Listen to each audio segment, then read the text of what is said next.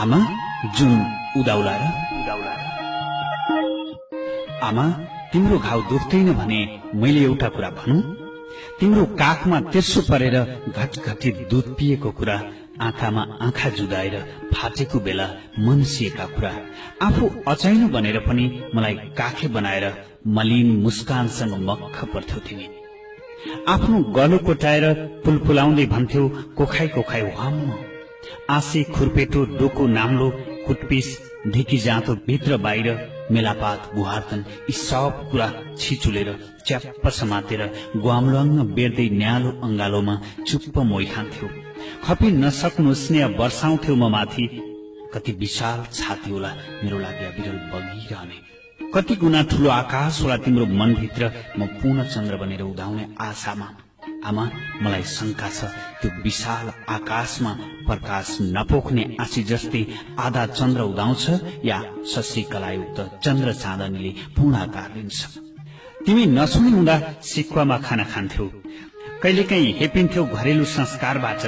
आजकल थाहा भयो त्यति बेला तिमीलाई स्याहार चाहिन्थ्यो, विडम्बना न कसैले स्याहार गर्यो न कसैले प्यार गर्यो।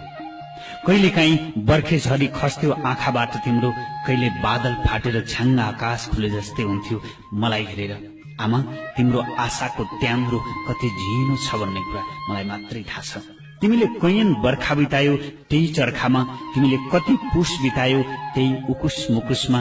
हेर्दा हेर्दै केस फुलाउँदैछौ तिमी जुन उदाउने आसमा मनको आकाशमा। यतिखेर मसँग धेरै प्रश्न छन् आमा, हो मसँग धेरै प्रश्न छन्। तिमी जहाँ छौ म त्यहाँ छैन, कसरी घाम दिन सक्छु इमान हराएको देशमा, कसरी राम दिन सक्छु उमेर ढल्दै जाँदा गुडा गल्दै जाँदा। तिमीलाई सहारा दिने बेला तिमीलाई आहारा दिने बेला तिमी एउटा अनि म अर्कै ध्रुवमा बेचिनीमा व्याकुलतामा हुनेछु। मलाई जन्माउने तिमी, तिमीलाई जन्माउने यही माटो। आमा यही माटोमा फाटो छ अहिले, हो आमा यही माटोमा फाटो छ अहिले। न नीति मिल्छ न नेता मिल्छन्, न रीति मिल्छ न थिति मिल्छ। त्यसैले विश्वास हराएको बेला, आफ्नै बाटोको माटो हराएको बेला, आफ्नै देश हराएको बेला, शेष नरहने गरी अवशेष हराएको बेला कसरी भन्नु आमा तिम्रो आकाशको जुन पुरै उदाउँछ भन्ने।